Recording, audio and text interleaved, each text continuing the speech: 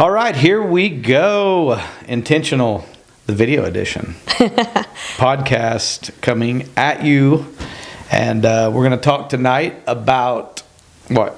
Marriage. Let's talk about marriage. Let's talk about what is important to keep a marriage together, what's important to know.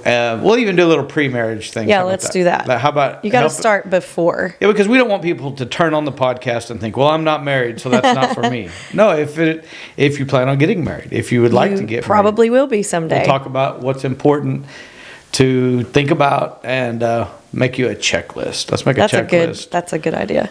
Did you make a checklist before we got married? I did make a checklist. Did I check off some of the boxes? You checked off all the boxes. What was your checklist? I want to know. I wanted to marry a preacher. Check. I wanted to marry someone on fire for God. Check. That would lead our family spiritually and good looking and check. A musician.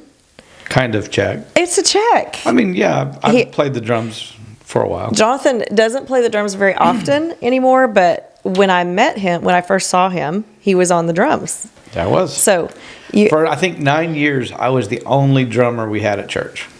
Now we're blessed we have several drummers. And now we have a hard time getting him on the drums, but I love it still when you're on the drums.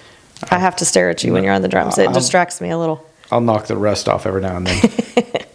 And now we have a son that is a drummer. A drummer, yeah. But on your checklist wasn't like a husband with great hair, I noticed. I don't remember I didn't that. Check that You box. did have great hair, though. Didn't last. But now you have a great shaved head. So we're from great hair to a great head. It worked out. Okay. So, however, and you grow a great beard, so. I mean, you got to grow it somewhere. It's really short right now, but I like it. I like just the little. That's more than a 5 o'clock shadow. That's more like this is the spring beard. That's like a 10 o'clock shadow. I'm trying to usher in the spring weather with some cooler. I still got the sweater on, but I'm, it's a prophetic act. Oh, hallelujah! Because I'm ready for summer. Yeah, and warm weather. Well, let's do spring before summer. Well, okay, that's fine. Okay. But yesterday was not spring. It was supposed to be, but it. No, well, I guess hot, technically or too cold. Let's get hot. So let's talk about marriage. Let's talk about your checklist. Okay, my checklist was I wanted someone who was number one on fire for God. Okay. Number two, it wasn't a have to, but someone who could sing, lead worship, and complement what I do in ministry because I don't sing and I can't lead worship. Okay. So you check those boxes. There you go. Someone who liked to have fun and like to have fun. Enjoy life, and so you check that box. Someone who was not, just a controlling person, and we'll talk about that in a little bit. Someone who was kind of easygoing, because I'm a type A person, and A+++.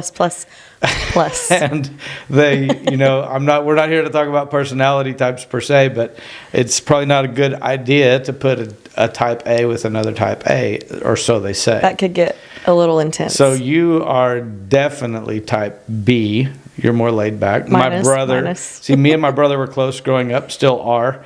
We're less than a year apart. And so I'm the one who was the A and he was the B. So he's just easygoing. So I was always used to having someone who's easygoing. Yeah. And you check that box. Thank you. And as far as the hair goes, I wanted someone who had extremely cool hair and wasn't afraid to do crazy fun things with it. And so I've had lots of colors. In the course of our marriage, you've done it all, and lengths. Long, short, dark, blonde. But how was it when I met you, or when you met me? It was long, brown, your original, and curly, and I loved it. Thank you. That's sweet. That's what I remember. We were talking about the drums. I was actually on the drums. You were. I remember. I was on the drums in a church service, and I'm playing the drums, and I look back, and you walked in for the very first time, right by kind of where our sound booth is. Yep. That little entryway. And you walked in for the very first time, and I saw you back there, and I was like, I'm going to marry her. Aww. And that's so sweet. Yeah, I know. You're going to cry. You make me cry at every podcast so far. Like. We're just a few minutes in and I've already got you crying. I know, that's just so sweet. And so, the rest is history. The rest is history. I remember what you were wearing. You do? Yeah. I don't know why I'm surprised. I'm not surprised at all. You'll laugh at me because I always call it a smock, but there's a better word for it. Did it have flowers and stems? It had flowers and stems. He always says I wore lots of flowers and stems. Yes, you Back did. then, I don't anymore. Yep, and it was fun. But my favorite part, we'll get into it. My favorite part was not just that you came to church, but whenever it was time for the altar service, you were up there fast, and whenever you got prayed for, the power of God and the glory of God just hit you, and I could see you went out on the floor, and I could see you were one of those who was going after God more than you were going after me or going after a career or going after whatever. He was number one, and his presence was number one, and that's the most attractive thing about you. That's awesome, babe. And so I love that. Here we are. Here we are. And you checked all my boxes. That was in 1990. We won, basically. We both looked up like, what year was that? We dated for 6 years. Yes. 6 years. And I was like, come on, let's ask the question. Let's pop it. Come on. I was just being very thorough. I'm a type A person. I had to, you had to get all of your ducks in a row. Get everything. You probably wanted to graduate college first. And almost did, but not quite. And I was like, so we got married in 1997. Come on. I was 1 year from being out of school. So I did the work and school thing for 1 year. And then I graduated in 1998, but we got married in 1997. Yep. In June. And so on Flag Day. Yes. And so a lot of people through the years have wanted to know like how we have such a good marriage. And they've asked us questions and wanted us to do marriage seminars and this and that. We've never really slowed down to do it. I mean, we've helped a lot of people along the way and had a lot of people come and ask us questions and sit down with us. And what I always start with is this, that marriage is after deciding to serve and follow Jesus and give your heart to the Lord. It is the next most important decision of your life. Yes, because it is the rest of your life. It is the rest of your life. It will define the rest of your life. It defines it. It puts you on a path. It puts you on a trajectory. And not to say that all the twists and turns are exactly how you see it, but you have to know the character of the person and check, the boxes that you have to check are the important boxes. You don't go into marriage thinking, well, he'll change later or she'll change later or it'll get better when we get married, because oftentimes, some important things may not get better when you get married. No. So you can't just bank on that. You have to know that they check these boxes, and you have to pray and you have to receive counsel and know that this is an important decision. And the weight of that decision, which is where we're going to start, is the foundation of marriage, and that it is a covenant. Right. It's not so, in culture, we've talked a lot lately and recently about how culture has begun to define marriage and family and raising kids and how you treat people and all of those things that have to do with your life and your character, and how culture wants to redefine those things. But the Bible is very, very clear on marriage and family and the foundation, and that marriage is a covenant. So speak to that, like the weight of that decision. Well, you almost said it now, but before we started recording, you said it. It is a covenant. It's not a contract. Right. It's not a deal. It's not, you negotiate contracts. Right. And it's, one party is trying to get the better end of the deal. That's not how it works in marriage. It's not, and a lot of people enter into marriage thinking, I'm going to get the better end of the deal. Yeah. That it's not a one and one, it is only one. It's not one party and another party and they become two. No, you become one. Yeah. So what's good for one of us is good for both of us. And so that's why it's important that we get competition out of marriage. That's so good. There can't be competition. It can't be competing for, time. It can't be competing for who's more successful, who's more this, who's more that. It's not about me. It's all right. It's not about me. It's not. Yeah. It's not about me. This is why. And if the wife has the career or the husband has the career or both have careers, that's fine. But it really doesn't matter if one party, if the husband makes, the living and the wife is home taking care of the family and taking care of the house and taking care. One job's not more important than the other. Right. And that's why it bothers me when people want to say, and I'm not, we don't want to get into finances yet. That's down the road. Yeah. But when people talk about, well, it's his finances and her finances. No, it's one. Mm-mm. It's one. That's right. And so if whatever I succeed in, whether it's a financial thing or whether it's a project or whether it's something, you succeed in it too. And whatever you succeed in, I succeed. Amen. I take as much pride and feel as accomplished if we go do a music project and I'm just there supporting you. That makes, I feel like I'm the one who was singing. Yeah. I can't sing. He's going to make me cry again. Okay. This is so true though. Like he's not making this up. This is how you are all the time. And yes. And you say, so are you watering up? Are you tearing up?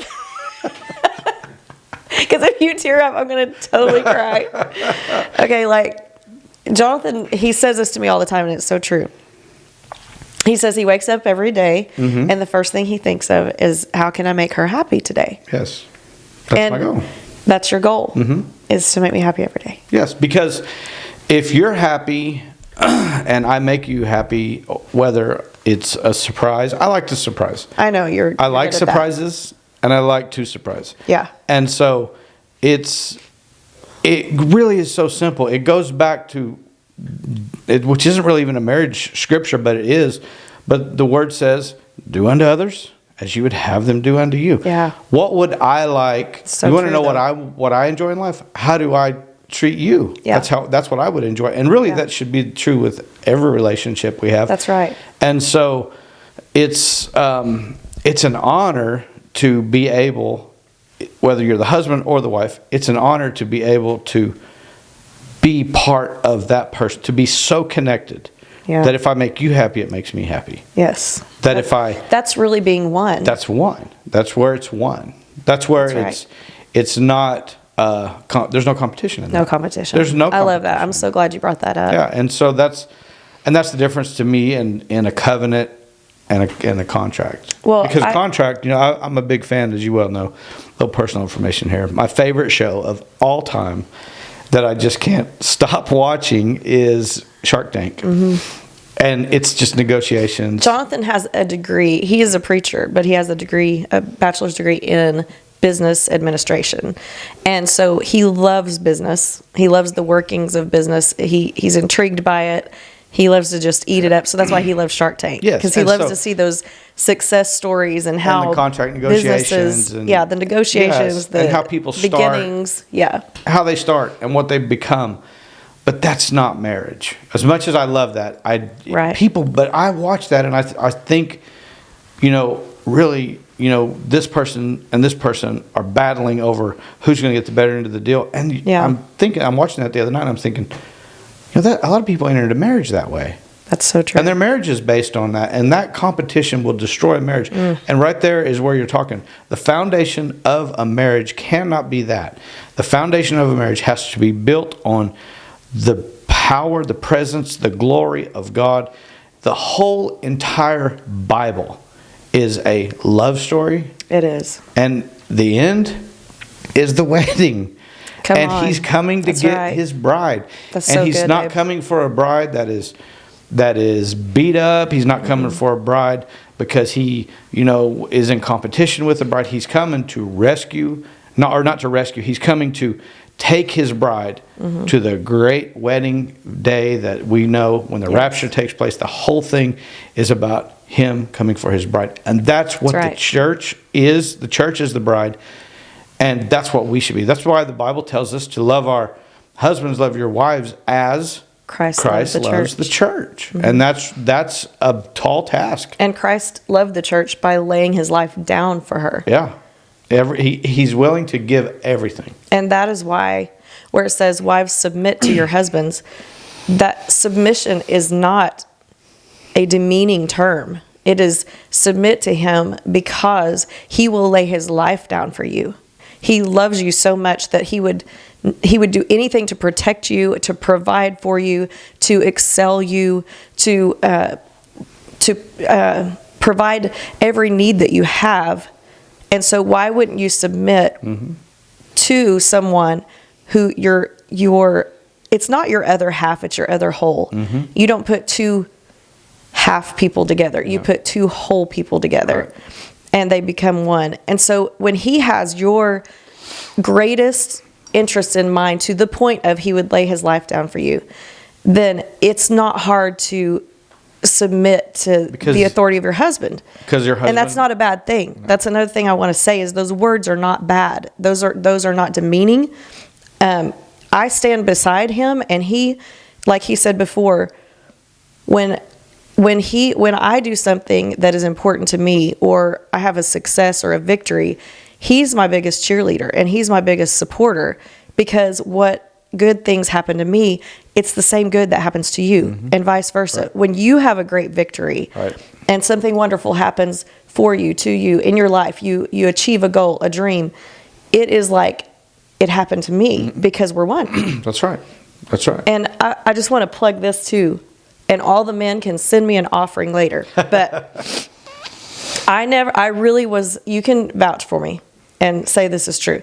But when we were, and I mean, even still today, but even when we were young married, did I ever, when you wanted to go golfing, did I ever say no? No. As a matter of fact, you've made me go golfing when I even wasn't in the mood to go golfing. Yes. I say, go. Go. You're going golfing. You're leaving the house. You're going to go golf, do something that you love. Go to a game. Go to an OU game. Whatever. Did I ever give you never any hard time about that? I went 21 years and did not miss one Oklahoma football game. Now, if you're a Texas fan watching this, you're going to have to endure this for a moment. But I went to every home game. Go ahead. For 21 years, and you were either there with me or making me go, and you still to this day make sure that I have time, space, freedom to do whatever, and that is so important. You know why I do that? Because I love you and I want you. Okay, so he's type A. He has to do things that get his mind on something besides work and besides taking care of everything and solving problems. Like, we have this kind of like, it's not really an inside joke, it's just kind of funny, but when we go on family vacations, all the kids always want to go to escape rooms, where you have to solve puzzles and locks and codes to get out of a room. And he's like, that is my life. Like, I do not need to do that for entertainment. I would not pay money to have to figure out a problem on vacation. That is like the ultimate torment. Yes. And for me, I don't want to do that. So. But the other thing is, babe. But you make sure I have that out, whatever it is. You always, yes, because, and I love for you to do that. Like, I don't sit at home and go, I'm just sitting here with the kids, cleaning the house, and he's out playing golf. No, I'm like, I want you to go and decompress and do something that gets your mind off of the everyday things, because you're a hard worker. You work really, really hard. And you do too. And I do too. What you do is a lot. But I love what I loved staying home with my kids. I loved keeping the house. I loved making home a place that you were excited to come to. When you were done working for the day, and in ministry, that day might be, he might get off at 2 in the afternoon. He might get home at midnight, because it depends on what we're doing at that point. So there were some days, like I remember around camp meeting, and I mean still today, but when I would, like 3 weeks before camp meeting, I'd be like, okay, babe, I love you. See you after camp meeting, because you would be here so many hours. And that's when the kids were little, so I couldn't come down here with you as much then. But I wanted home to be a place that you were excited to come. Right. Like, and you could come in and you could relax. And he always told me, he said, don't be with the kids all day. And then you said, I don't want to come home. And you have said to the kids, wait till your dad gets home. He didn't want the kids to like not look forward to you being home. I don't want to be the threat. Yeah, you didn't want to be the threat and the one that, oh my gosh, when dad gets home, we're going to get in trouble or whatever. Right. And so I didn't do that. But I just want to plug that for all the ladies. Yes. If you have a husband that works hard and takes care of you, let him go golfing. Let him go whatever. fishing. Let him go whatever, and enjoy that he enjoys that. Like, love that he has something he loves, and let him love it. And do it without feeling guilty or feeling like, oh, I'm going to pay for this later. Right. You know, I watch Everybody Loves Raymond, and I think it's a really funny show. Like, it does make me laugh out loud a lot. But you know, Deborah's always like mad at him for going golfing. And I'm always on the other side of the TV going, let him go golfing. He's been working all week, you know. So, but you also appreciated. Yeah, and on the opposite side of that, let's also talk about, or not opposite, but another part of that. Yeah. We get asked this question a whole lot. Because, as a matter of fact, we even, among our friends, they make fun of us for this. We're always together. Always. We ride together. Mm-hmm. We have 2 cars, but we ride together. We go eat lunch together. We go shopping together. Like, he goes shopping with me, and I'm sorry that you have to do that, and he doesn't have to do that, but he does. But we go to games together. How is it? And this is another thing that we're not here saying that our formula is the formula that works 100% for your marriage. Right. We're just kind of giving you a little insight into ours, and maybe you can take a few things and apply it. Yeah. But some husbands and wives together, they don't see each other as much as we see each other. Yeah. And one goes this way and one goes that way, and they kind of come back and they land together at home at night or something like that. Mm-hmm. One travels all over the country and one don't, or whatever. But for us, it seems that ever since we were dating, we're always together. Mm-hmm. Unless I'm gone to do one of the things you said. But we don't. I never get tired of being with you. And I don't know. How is that? Like, how does that work? As a matter of fact, it's kind of like if we do have those times which is rare, where we are spending the night apart, or you're on a trip, or I used to send you, and I still would, but they're hard to find, and to women's conferences like the one you host every year, which is coming up, by the way, if you're watching this. Yes. Before April 23rd. But I like to send you to those. And so, but when you're gone, it's like, well, this feels weird. Yeah. Like, part of me is gone. Yeah. And now my brother would make fun of me for that because he has a different relationship with his wife. Yeah. So I'm not saying it has to be like ours, right. But speak to how does that work? How does that, how do you think that came about? How'd that happen? I can't remember it since we started dating. I can't remember it ever being different.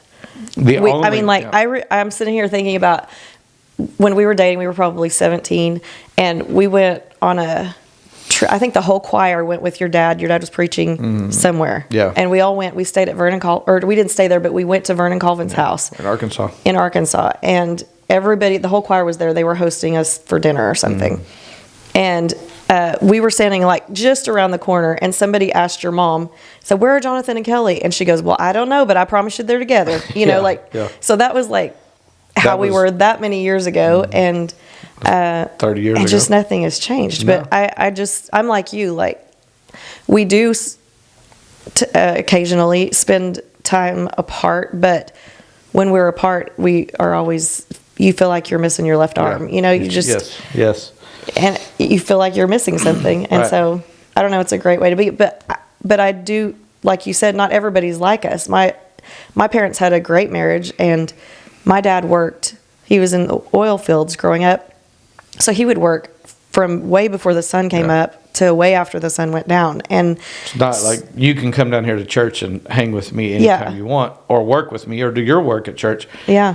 You can't just go hang out in the oil fields with your husband. Especially with kids at home. And so, but they also had a great marriage. And my mom, that's probably where I got that. My mom always wanted home to be a place where dad could come after a long day and rest, and have a good meal on the table and have his tea ready. Right. And that's another thing I do for you. You love that when I intentionally have your tea ready when you drive up. I was actually fixing to bring that up. Okay. So we're like so one mind. We're down to the last maybe 10 minutes or so. And we'll probably go another podcast on this subject. Probably. There's a lot to say. There's a lot to say. A lot I wanted to get to. I wanted to get to this subject, but we'll get to it in the next time. where the Bible says a man shall leave his father and mother and hold fast to his wife, and they shall become one flesh. So that's a little sneak preview about the next time. But let's talk about this as we finish up these last few minutes. Okay. What is important when it comes to intentionality in a marriage? The podcast is called Intentional. Obviously, you bring that up. I just think it's neat when I come home and you fix me iced tea. Like, that's just such a simple thing. Simple things. But I love that. But it's intentional. I like, and I know some people don't even notice, but I do. I just like whenever you are just, you took pre-thought into or became intentional about doing something. And that's why I try to do that for you, because I like that. So what all areas is it important to be intentional in marriage? What kind of other things can we, not just us, but can anyone do? Well, I think that a lot of times it's the little things that mean the most. So just thinking of the little things, like if you've had a hard day, and you come home, I want to have your tea ready. I want to have a bath going with Epsom salt and maybe a candle, or, your towel folded up nice. And I don't even know if you noticed that, but I like your towel to look cute. I notice everything. You do notice everything.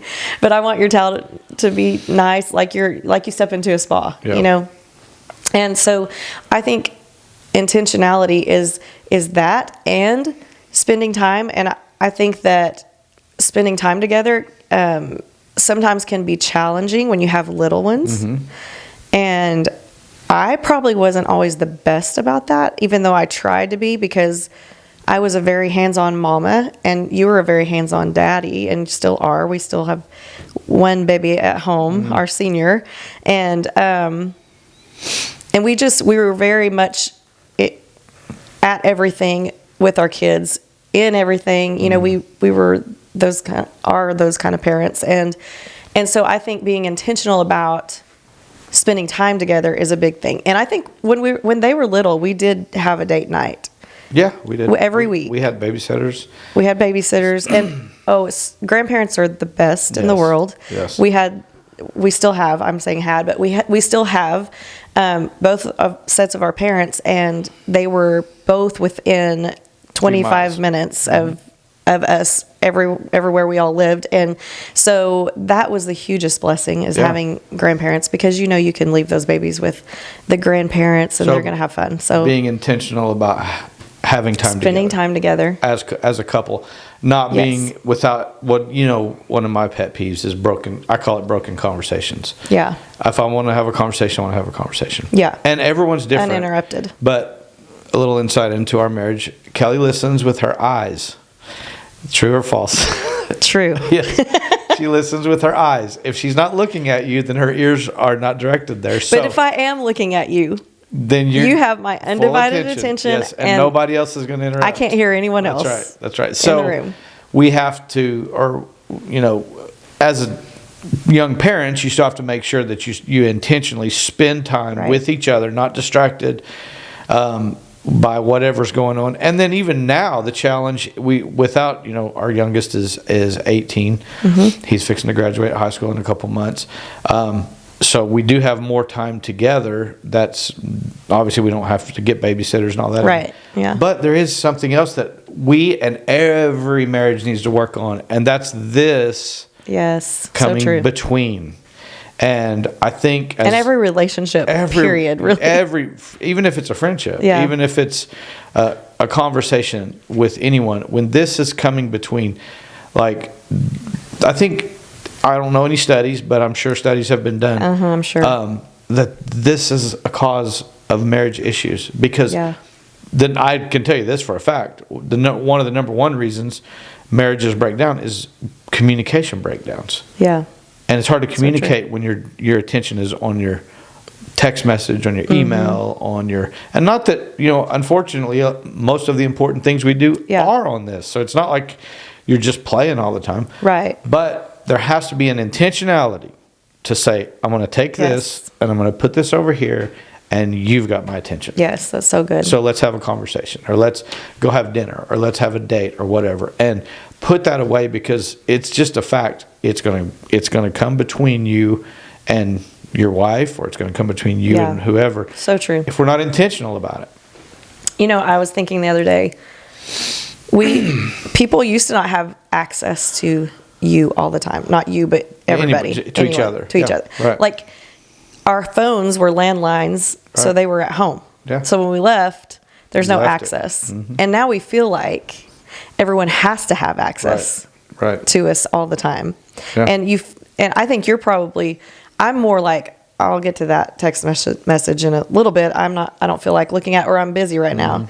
You feel like you have to check stuff more immediately, because that's just that's like your personality. You don't want things to build up. I don't like it when people don't respond to me. I know. I have to respond to others. Now, if it's your kids or your husband or wife, that's one level. Yes. But if it's like, just some random something. That's true. But see, so like you feel that, like, just talking about it, you feel that responsibility almost of, I have to be accessible all the time. When Andy Griffith was not accessible all the time. So that's something that every. By the way, I wasn't alive when Andy Griffith was. But I'm just saying, like, the landline phone was a landline phone. So now it stayed at home when you left. Every generation, and I think even more, it doesn't get easier, it gets harder, but every generation has different challenges in taking care of your marriage. Yeah, that's so true. The generations before us didn't have to worry about the phones. But maybe the generations before us had other challenges and other things. And we have to be aware, and we have to let God lead and guide us. And convict us. Yeah. And we have to. So true. We have to be aware that our responsibility, number one, is to Him, and number two is to our spouse. And I always tell, in some of the counseling that we've done with people, I always tell the husband, you are the pastor of your family. That's right. You're the shepherd. You are the leader of that household, and it's up to you. And so let me get on the men a little bit. Men, be men. Come on. Get your family in church. Yeah. Get your family to church. Don't let your wife be the one that is the spiritual leader, because she will do it. I want to tell you right now, women are in so many ways in this culture, and it shouldn't be this way. One shouldn't be stronger than the other, but women are stronger spiritually than men in this culture. Men will let the wives carry the burden of the spiritual burden and the spiritual responsibility, and God bless the women that step up and do that, but that's not their responsibility. It's the man's responsibility. It's your responsibility to be the leader that God called you to be. Get your family in church. Get them in the presence of God. Don't make your wife drag you to church. Don't make your wife drag you into the Word. Don't be the one that is, I guess we're not excited about the things of God. Yeah. And so men need to be men. I'm not I'm not a rough and tough, and I'm not a hunter. I don't ride, horses. I don't go out in the woods. I don't like all that. But most men do. And that's what we think men are. And that's true. And that's good. But that doesn't make you a man. No matter how tough you are physically, that doesn't make you a man. No matter how strong you are physically. Yep. What makes you a man is whenever you will lead your family to the cross. Yes. And you will one day stand before Jesus knowing my family's here because I led him in the right ways. Because the Bible says so good. It says to train up a child in the way that he should go. And when he's old, he won't depart from it. Who's that? Who is it telling it? It's talking to you and me. It's talking to the parents. Yeah. Train up a child. It's not talking to the teacher at your school. Right. It's not even talking to your pastor. That's right. Your pastor is there to support, to teach the word, but the one who's training your child is not your pastor, your Sunday school teacher. It's us. Yes. It's our responsibility. That's right. So men have to be men and take our place. And the attack on marriage is this, and we're wrapping it up here. Okay. The attack on marriage is this. They are the culture's trying to redefine what is the husband and what is the wife, and now they're even redefining This isn't breaking news. What is a man and what is a woman?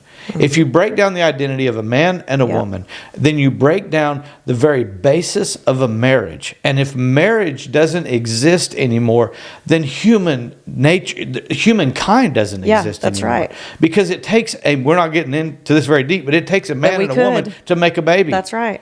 And if the foundation and if the identity of who we are is completely redefined, then marriage is redefined. And if marriage is redefined, then the church is redefined, and then the Word of God is redefined. And then before you know it, we have an insane culture that's running crazy.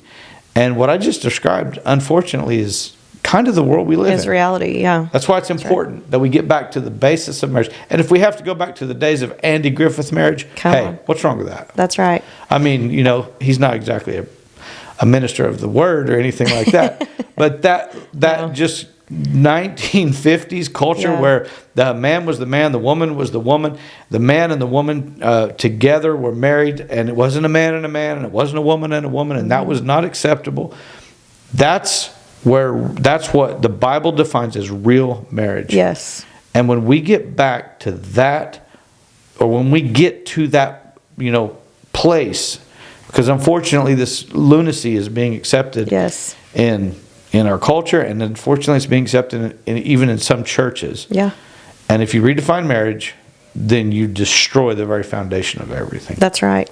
And we can get way deeper into that, and we will later. But marriage is a blessing. It is not a ball and chain. No. And the Bible does talk about tells women not to be a leaky faucet. Yeah. So there's a way to do it, and there's a way to not do it. That's right. And there's a way that it's a blessing, and there's a way that it's probably not a blessing. Yeah. But we are trying to establish that and help you realize how that marriage makes you stronger. It does not make the woman weaker. No. To raise up babies and to clean the house and to cook. Jonathan cooks just as much as I do. He sometimes more. It depends. But we both love to cook. He helps me clean. He gets up and cleans the kitchen and the living room before he leaves for work every morning. And used to we get all that done at night, but now our kids are older and they eat throughout the night and they wander around. I don't know what they do, but anyway. So we all do a little bit of everything. We all do everything, but if you love and respect who God put in your life, who the Lord gave you, then marriage is such a blessing, and it is something to build on. And you are right. You hit it when you said to the men that this is your first ministry. Right. Even though we are in the ministry, we preach, we sing, we worship. Your first calling is to lead your family. That's your first ministry. It's the greatest calling. It's your family. My first ministry is to lead my children and to respect my husband. Amen. That's our first ministry. So God first. Yes. And then your marriage, then your children, then everything after that. And be intentional. About All right. it. That's pretty good. That's a lot. See you in the next one. That's a lot for one broadcast. That's a lot. But we got a lot more. We got more to say. Kind of a lifetime. We'll talk about marriage more on the next one. God bless you. Don't miss Have it. an awesome time. We'll see you next time on Intentional.